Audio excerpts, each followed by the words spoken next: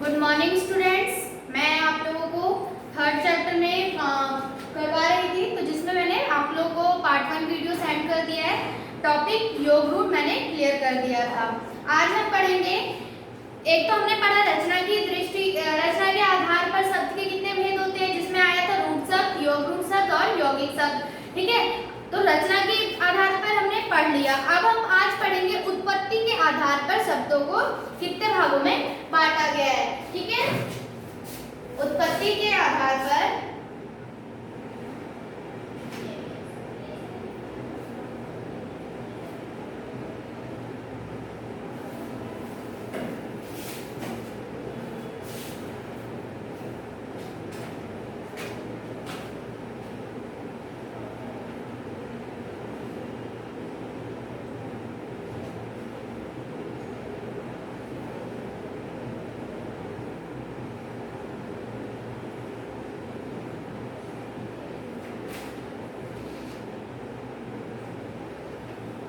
ठीक है,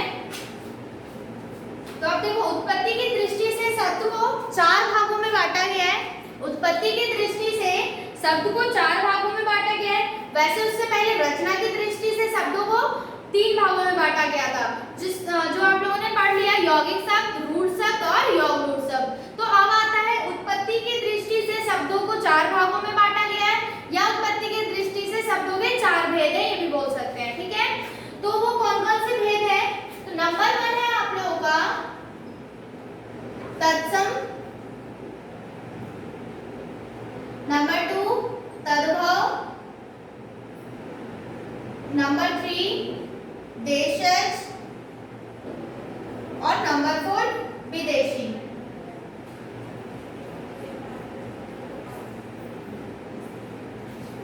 ठीक है, ये 4 है हमारे उत्पत्ति की दृष्टि से शब्द के भेद, तत्सम, तद्भव, देशज और विदेशी शब्द। ठीक है, तो अब पढ़ते हैं सबसे पहले कि तत्सम शब्द क्या होते हैं। तत्सम के लिए पढ़ेंगे हम तत्सम शब्द क्या होते हैं। ठीक है, देखो तत्सम शब्द कहते किसको है? तत्सम का मतलब होता है, आप एक तरीके से इसको बोल सकते हैं शुद्ध। ठीक है, इसका अर्थ होगा शुद्ध, ये भी बोल सकते हैं। तो तत्सम आप लोगों को पता है कि जो संस्कृत भाषा है वो बहुत ही प्राचीनतम भाषा है।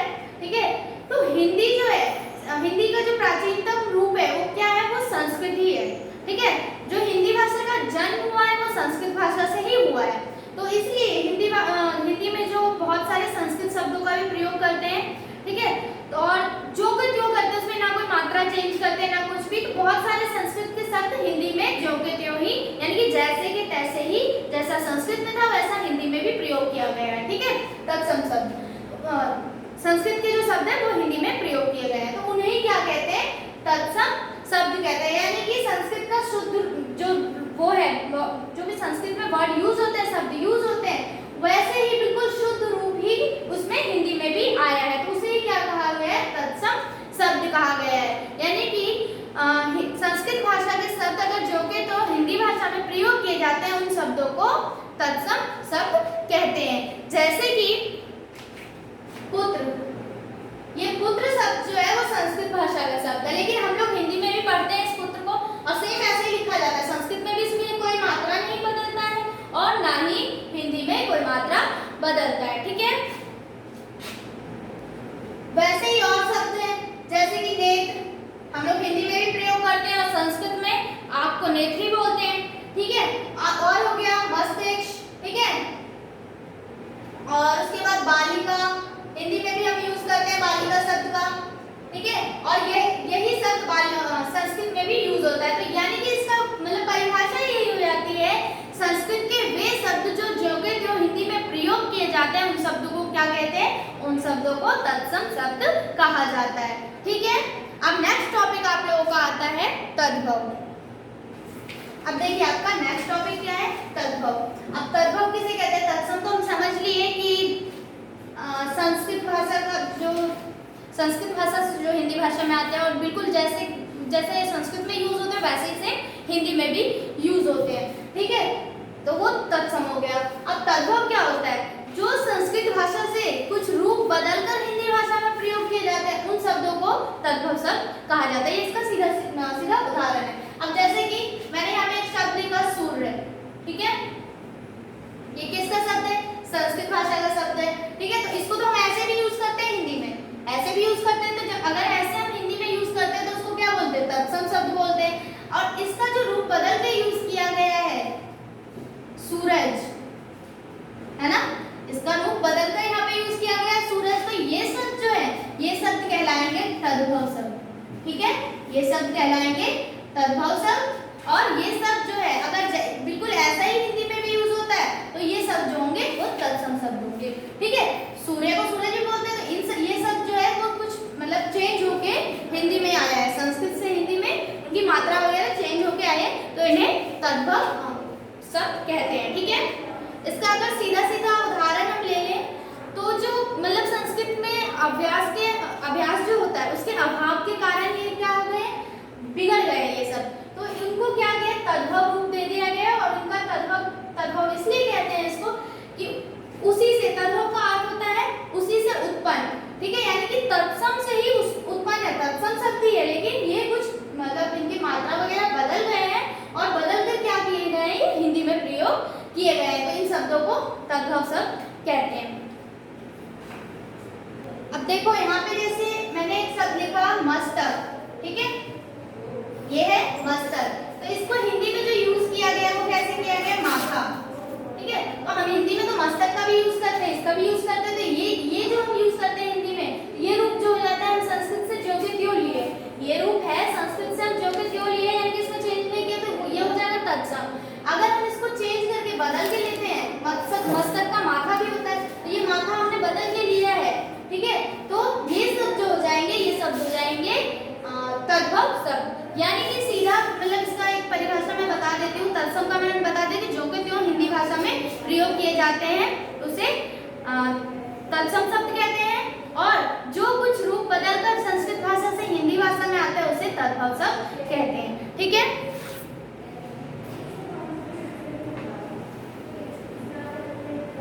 अब आता है देशज भाषा। अब देखो देशज शब्द और विदेशी शब्द किसे कहते हैं, इससे क्या पता चल रहा है, देशज मतलब देश में उत्पन्न, ठीक है।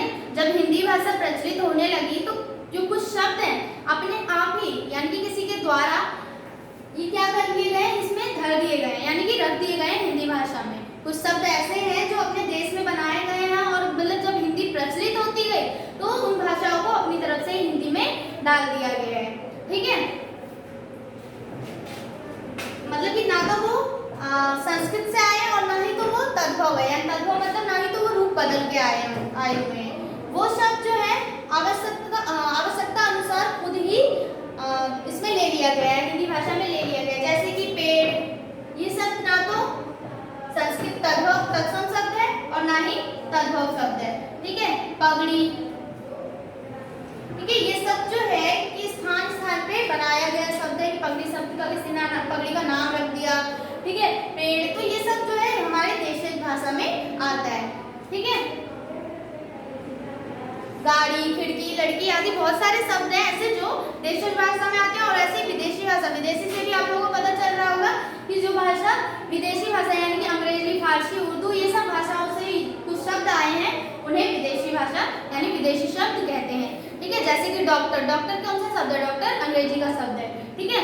उसके बाद हो गया रोटी, बंदूक, पिस्तौल, टिकट, डॉक्टर, मास्टर आदि, ये सब शब्द जो है वो विदेशी भाषा के शब्द यानी कि उर्दू, फारसी, हम लोग हिंदी में यूज करते हैं बहुत सारे शब्द उर्दू के, फारसी के, है ना, अंग्रेजी के।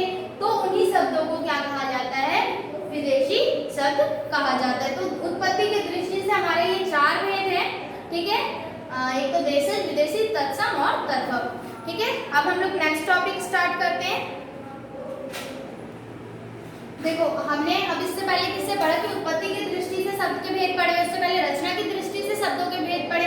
अब टॉपिक आता है अर्थ के आधार पर, यानी कि अर्थ की दृष्टि से शब्द के कितने भेद है, तो अर्थ की दृष्टि से शब्द के दो भेद हैं, एक तो सार्थक शब्द और दूसरा निरर्थक शब्द। अब सार्थक शब्द क्या होते हैं, सार्थक का अर्थ है सही, ठीक है, सही अर्थ। ठीक है, तो सार्थक शब्द का अर्थ होता है कि जिन शब्दों का सही अर्थ निकले उन्हें सार्थक शब्द कहते हैं। जैसे कि अब कोई भी शब्द हम बोल देते हैं बेतुका शब्द जिसका कोई अर्थ नहीं निकलता है। ठीक है, अब जैसे कि यहाँ पे मैंने सार्थक शब्द लिखा फूल, ठीक है, रोटी,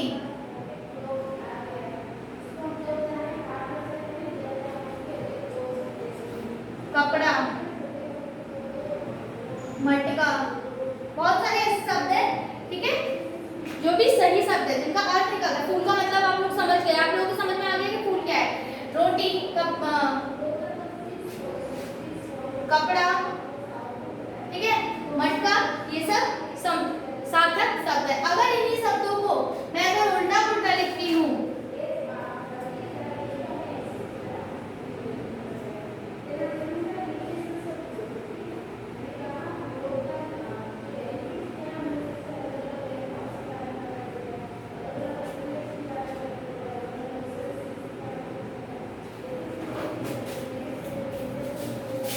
ठीक है, ये शब्द जो लिख दूं मैं, तो इन शब्दों का, ठीक है, तो ये शब्द लिखे हैं।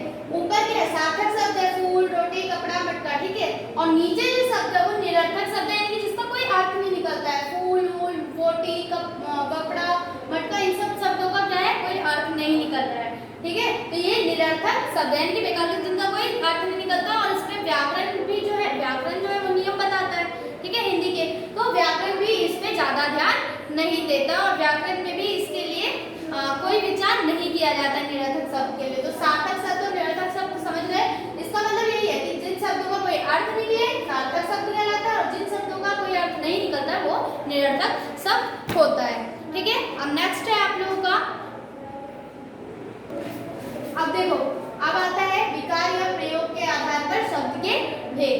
ठीक है, विकार या प्रयोग के आधार पर शब्द के कितने भेद है, डायरेक्ट ये भी बोल सकते हैं प्रयोग के आधार पर शब्द के भेद। तो प्रयोग के आधार पर भी शब्द के दो भेद है, एक तो विकारी शब्द और दूसरा अविकारी शब्द। ठीक है, तो विकारी शब्द वो वे शब्द होते हैं जो कि मतलब कि काल के कारण, वचन के कारण, लिंग के कारण तथा इन सब के कारण जो है वो बदल जाता है। लिंग, काल, कारक या फिर वचन के कारण वो बदल जाते हैं। तो उन शब्दों को यानी कि बदल जाते हैं या उनमें विकार उत्पन्न हो जाता है। वही होता है कि जिन शब्दों में विकार उत्पन्न हो जाए, विकार का मतलब होता है बदल जाए जो शब्द, तो उन शब्दों को क्या कहते हैं, विकारी शब्द कहते हैं। अब जैसे कि यहाँ पे मैंने लिखा खाता है, ठीक है, फिर यहाँ चेंज हो जाता है खाती है, ठीक है, और खाते हैं। इसमें चेंजेस क्यों आया, लिंग के कारण इसमें चेंज आया है। ठीक है, लिंग के कारण इसमें चेंज आया है। खाता है पुल्लिंग और खाती है स्त्रीलिंग। ठीक है, और खाते हैं तो बहुवचन, खाते हैं तो बहुवचन के एक से ज्यादा लोग खाते हैं। ठीक है, तो इनमें क्या है, लिंग के कारण परिवर्तन उत्पन्न हो गया। ये ऐसे शब्द है जैसे कि अब यहाँ पे लिख दिया मैंने कुत्ता, कुत्ते और कुत्तों। ठीक है, इसमें किसके कारण परिवर्तन उत्पन्न हुआ, इसमें वचन के कारण परिवर्तन उत्पन्न हुआ है। जैसे कि ये है एक वचन, ये है द्विवचन और ये है बहुवचन। ठीक है, इसमें एक वचन, बहुवचन और द्विवचन। ठीक है, तो इसके कारण इसमें इन शब्दों में परिवर्तन उत्पन्न, ऐसे बहुत सारे शब्द हैं जिनमें परिवर्तन कारक के कारण, काल के कारण यानी कि समय के कारण उत्पन्न हो जाते हैं।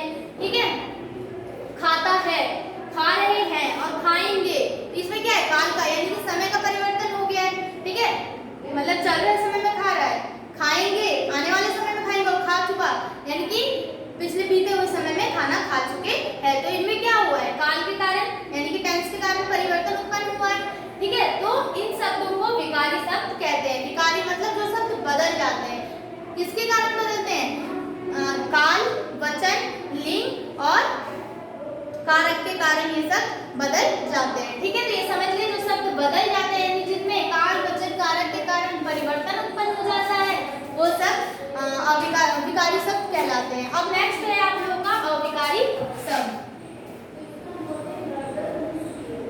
अविकारी शब्द किसे कहते हैं, तो अविकारी शब्द इसका तो समझ गए जिनमें विकार उत्पन्न हो जाता है, कि जो शब्द बदल जाता है। तो बदलाव नहीं होता है। किसके कारण? काल के कारण, वचन के कारण, कारक के कारण और लिंग के कारण कोई बदलाव नहीं आता है। ऐसे शब्दों को क्या कहा जाता है? ऐसे शब्दों को अविकारी शब्द कहा जाता है। जैसे कि किंतु, नित्य मीन्स हमेशा होता है, हमेशा भी लिख दे, ठीक है। उसके बाद और, अरे आदि, बहुत ऐसे शब्द हैं जो कि किसी कारण परिवर्तित नहीं होते हैं, ठीक है। ना तो वो कारक के कारण, अब किंतु है तो इसको क्या वचन के कारण चेंज कर सकते हैं, किंतु, लिंग के कारण चेंज कर सकते नहीं, चाहे वो स्त्रीलिंग में हो चाहे पुल्लिंग में हो, किंतु का किंतु आएगा। वचन में चेंजेस नहीं आएगा, किंतु का किंतु ही रहेगा। तो ये ऐसे शब्द है किसी भी कारण नहीं बदलते, चाहे उसके सामने लिंग चेंज हो जाए चाहे वचन चेंज हो जाए, वो किसी भी कारण से नहीं बदलते। तो ऐसे शब्दों को क्या कहते हैं? ऐसे शब्दों को अविकारी शब्द कहते हैं। और ये शब्द कितने प्रकार के होते हैं? ये शब्द होते हैं संबंध बोधक, समुच्चय बोधक और विषमयादि बोधक और क्रिया विशेषण शब्द, ऐसे शब्द होते हैं, ठीक है। ये सब, इन सब के बारे में आप आगे पढ़ेंगे क्या होता है समुच्चय बोधक, संबंध बोधक, क्रिया विशेषण और विषमयादि बोधक शब्द क्या होते हैं, आगे पढ़ेंगे। वैसे इन शब्दों को अवयव भी कहा जाता है। क्या कहा जाता है? इन शब्दों को अवयव शब्द भी कहा जाता है, ठीक है। इससे याद रख सकते हैं आप कि अवयव शब्द है। अवयव मीन्स अविकारी शब्द जिनमें किसी भी कारण से क्या होता है? परिवर्तन उत्पन्न नहीं होता है, ना तो काल के कारण, ना ही वचन के कारण और ना ही लिंग के कारण। और ऊपर जो ये शब्द है इसमें तो मैंने बता दिया ऐसे कौन से शब्द है, विषमयादि बोधक, संबंध बोधक, क्रिया विशेषण शब्द ऐसे शब्द हैं जिनमें उत्पन्न नहीं होता है किसी भी कारण, विकार उत्पन्न नहीं होता है। और इसमें जो शब्द है वो कौन सा शब्द है? विकारी शब्द में संज्ञा, सर्वनाम, विशेषण और क्रिया विशेषण शब्द है जो कि बदल जाते हैं लिंग के कारण, वचन के कारण, इन सब के कारण, ठीक है। उसके बाद आता है पद।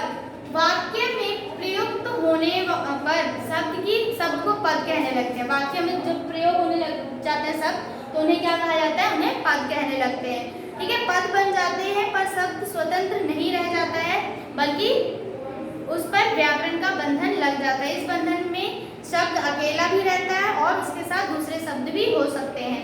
अब जैसे कि शब्द किसे कहते हैं? जिन भी शब्दों को हम लोग वाक्य में प्रयोग करते हैं उन शब्दों को ही पद कहा जाता है, ठीक है। पूरा एक वाक्य सेंटेंस बनाते हैं तो उन पूरे शब्दों को पद कहा जाता है, ठीक है। तो यहाँ पे आप लोगों का टॉपिक खत्म होता है, ठीक है। तो जो चीज़ अगर मुझसे छूट गया हो या नहीं समझ आया हो आप लोगों को तो आप लोग कमेंट करके पूछ सकते हैं। Okay, thank you.